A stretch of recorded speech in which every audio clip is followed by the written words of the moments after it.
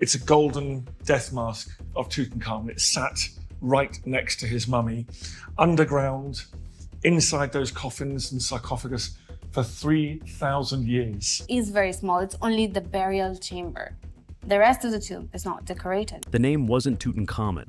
When the quantum scanner finished reading the atomic memory of ancient gold, a different name appeared on the screen, one that had been erased 3,300 years ago: Neferneferuaten. Queen Nefertiti's throne name. The team leader knocked over his coffee and didn't notice. The most famous face in archaeology was a lie, and quantum physics just proved it. In late 2024, a secret research team called Project Osiris aimed a quantum resonance imaging scanner at King Tut's death mask. This technology doesn't just photograph an object, it reads the thermal history of individual atoms. It finds seams only a few atoms thick. It resurrects what was deliberately destroyed. And what it found beneath that golden surface sent shockwaves through the entire field of Egyptology. For over a century, scholars debated whether this mask truly belonged to the boy king. X-rays said yes. Experts declared the case closed. But quantum physics just reopened it and proved everyone wrong. This is the story of a 3,300-year-old cover-up and the quantum technology that finally exposed it. The mask that captivated the world. In 1922, Howard Carter discovered Tutankhamun's tomb in the Valley of the Kings. After years of fruitless searching and dwindling funds, his team uncovered a hidden staircase leading to a sealed doorway. Decades of work had failed to reveal a single, unplundered royal tomb. When Carter finally peered inside, he saw treasures that had remained untouched for over 3 millennia. Inside the innermost coffin lay the golden death mask, a 22-pound solid gold face that would become the most recognized artifact from the ancient world. The ancient Egyptians believed gold was the flesh of the gods. The mask's job was to protect the pharaoh's mummy and help his soul recognize its own body in the afterlife. Without it, his spirit could wander lost forever, unable to find its way through the underworld. On the back, a magic spell from the Book of the Dead promised eternal protection. Sacred words meant to guide the king through the darkness and into the realm of Osiris. For a century, the world assumed this mask was made specifically for King Tut, a perfect masterpiece, a flawless symbol of Egypt's golden age.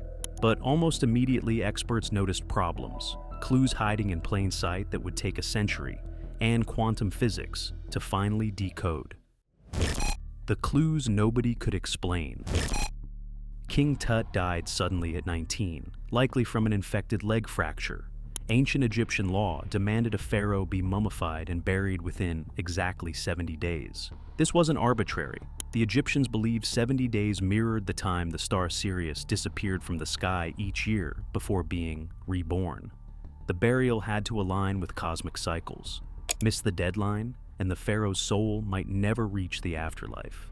That meant 70 days to embalm a body, carve a tomb, build 3 coffins, gather thousands of artifacts, and create a 22-pound solid gold death mask. The idea here is to understand what's going on when you look at the data void of color.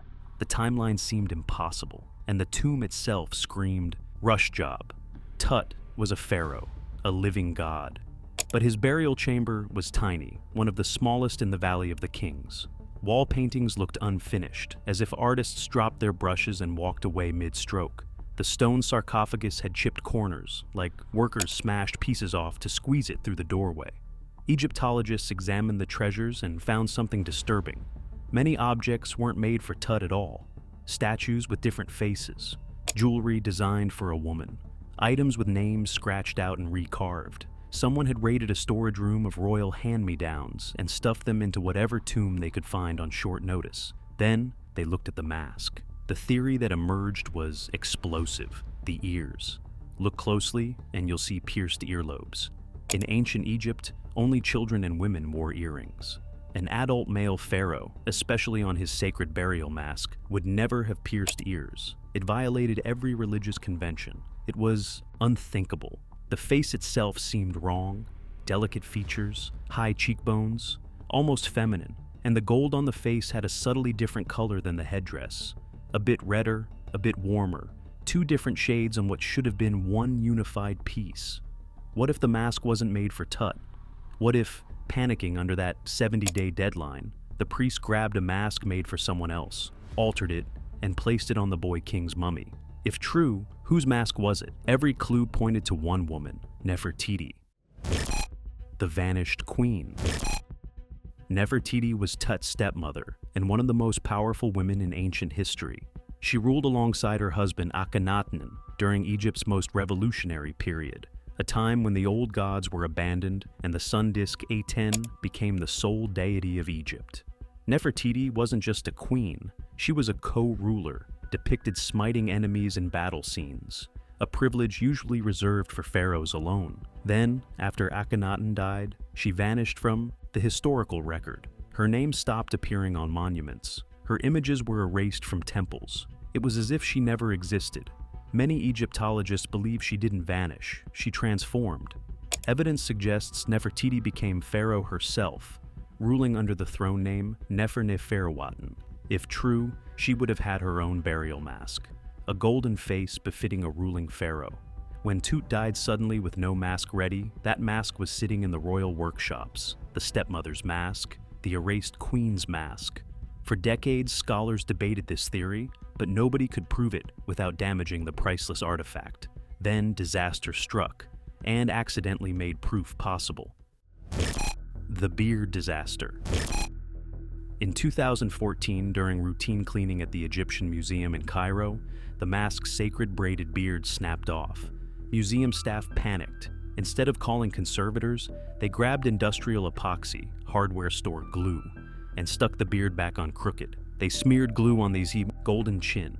Egypt's greatest treasure, which survived 3,300 years, was damaged by a tube of plumbing adhesive. The international backlash was massive. Headlines screamed across the world. Museum officials faced criminal charges. The Egyptian government brought in German conservator Christian Ekman to repair the damage. Ekman realized this disaster was also an opportunity. Before reattaching the beard, he would finally answer the Nefertiti question using science. His team used high-resolution X-ray fluorescence, XRF, which reads the chemical fingerprint of gold alloys. The logic was simple. If the face had been cut from another mask and soldered on, the XRF would detect different alloys, solder marks, or seams. After months of scanning every inch of the mask, Ekman delivered his verdict. The mask was not altered. The gold in the face matched the gold in the headdress. Same alloy, same batch. The hieroglyphs spelling Tutankhamun were original with no evidence of scraping. Underneath, and those delicate blue glass stripes around the eyes, soldering would require 1,500-degree heat, which would have cracked the glass instantly. The glass was perfect, pristine, untouched, case closed. The Nefertiti theory was dead. Ekman's team removed the epoxy, reattached the beard with beeswax, the same adhesive ancient Egyptians used, and declared the mystery solved. History books were updated. Tour guides changed their scripts. The mask was 100% Tut's, made from scratch in 70 days by master craftsmen. Everyone accepted this. Everyone except a small group of scientists who thought Ekman had missed something. If you're hooked on science rewriting history, hit subscribe now, because what comes next changes everything. The technology gap. The skeptics didn't question Ekman's data, they questioned his technology. X-rays see density. They spot the difference between gold and solar. But what if the ancient artisans used the same batch of gold to plug the ear holes? What if they hammered the original name flat and recarved without adding new metal? What if they attached the face from behind with such precision that the seams were atomically perfect? X-rays would see uniform gold. They cannot read the thermal history of metal. They cannot tell if gold was heated once or reheated and reworked. They see what something is made of, not what was done to it. To see that, you need quantum resonance imaging, and by 2024, a team had access to exactly that technology. Project Osiris quantum resonance imaging fires contained quantum particles at an object.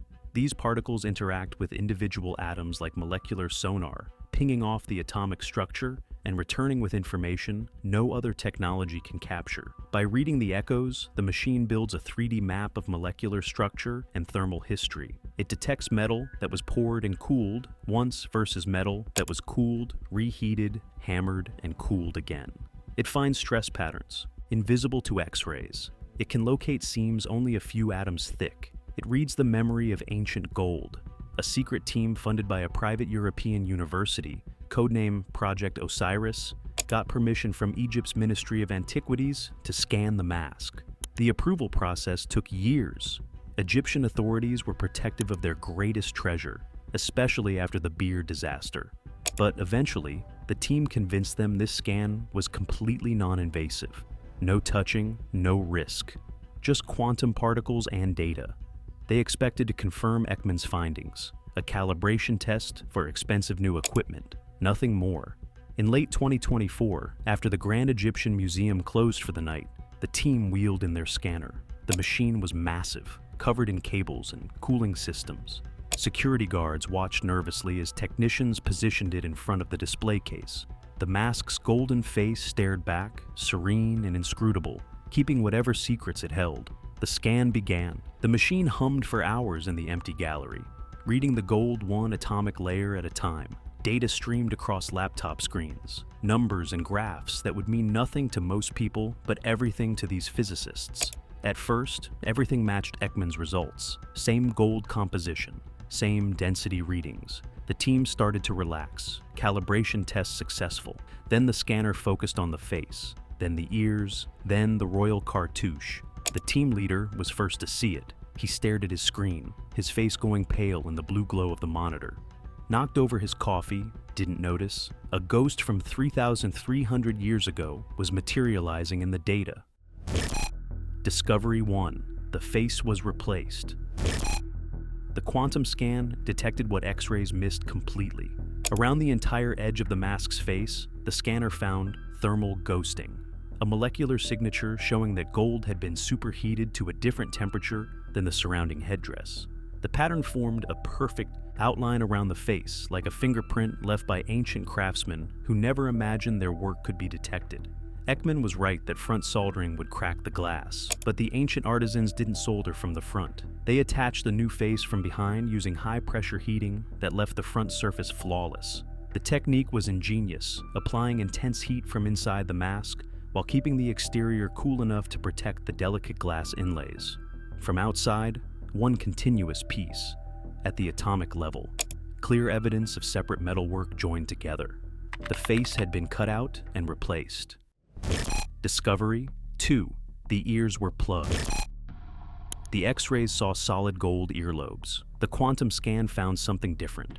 2 perfect cylindrical plugs. The ancient craftsmen filled the original pierced holes with rods of gold from the exact same alloy, then hammered and polished until the seams became invisible to the naked eye.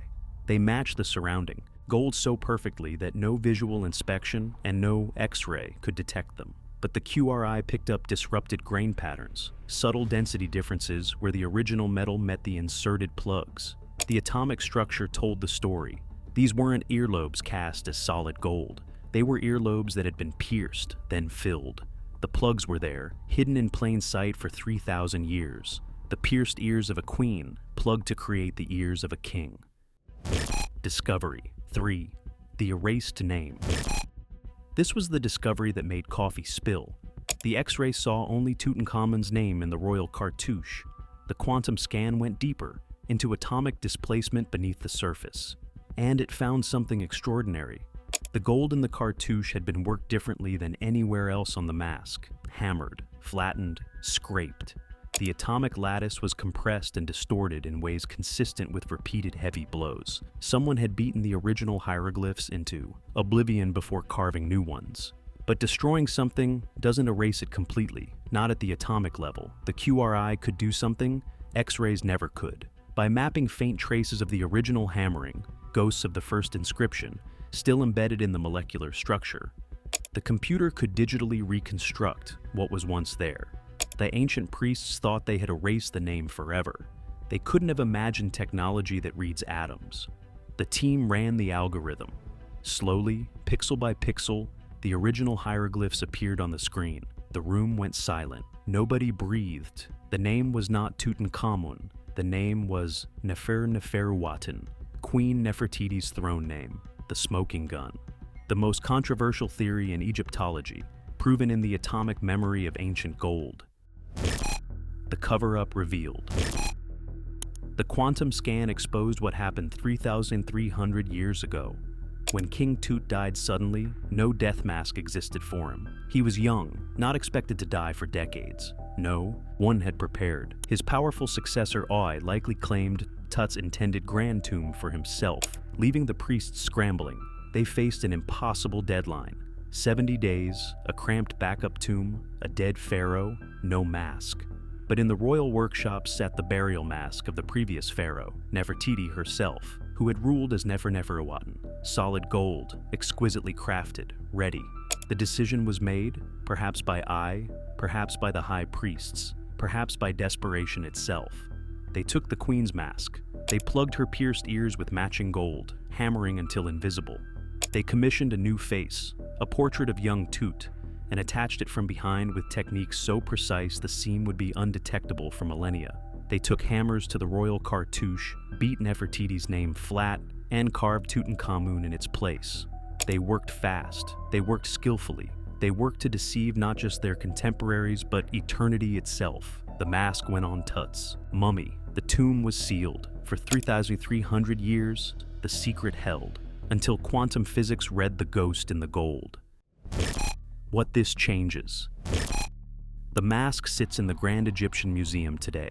Millions of visitors stand before that golden face every year, believing they see King Tut. Now we know the truth. Beneath the surface, another face was erased, another name destroyed.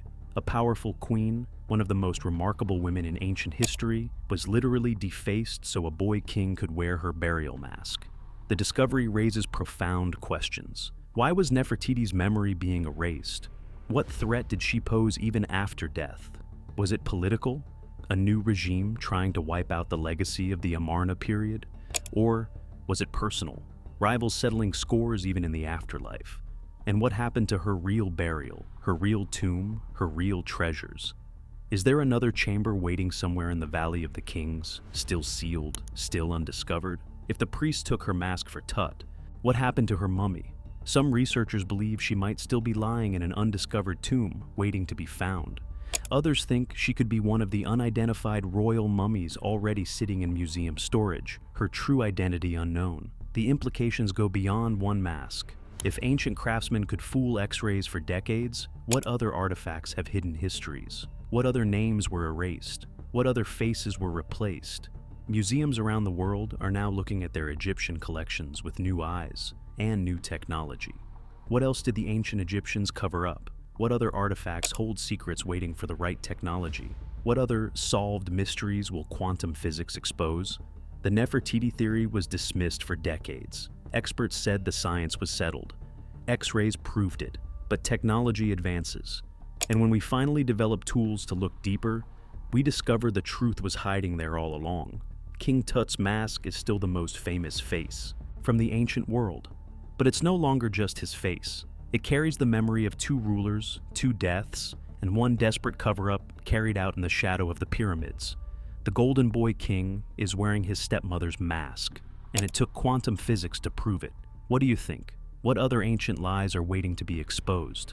Drop your thoughts in the comments. And if this blew your mind, smash that like button and subscribe for more secrets hidden in ancient artifacts.